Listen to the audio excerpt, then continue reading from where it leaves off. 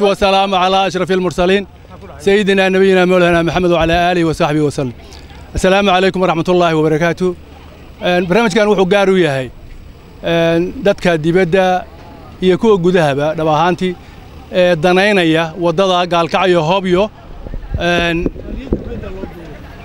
danaynaya inay wadadaasi dhisanto ayaan la hadlaynaa maanta waa dhaqaaqnay sidaad arkayseenba waa anbabixi gob oo anbabaxaya halkii goobtii shaqadu ka bilaaban lahayd oo ah wisil qof walba odayaasha kamid ah dhinacyada taagan eray codsiya ayuu soo jeedinayaa dadka dibadda dadka gudaha taageerayaasha gob oo ah annagu dhaqaaqnay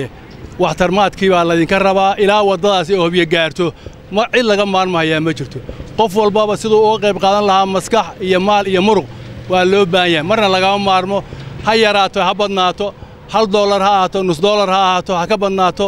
wadadaasi wax walba qof walba u baahanta walaalaha ay dhageysanayay hadda meesha taagan laftigooda kaalintiina inaad ka qaadataan waa laga maarmaan waan la idin baahan yahay. Assalaamu alaykum wa rahmatullahi wa barakaatuh.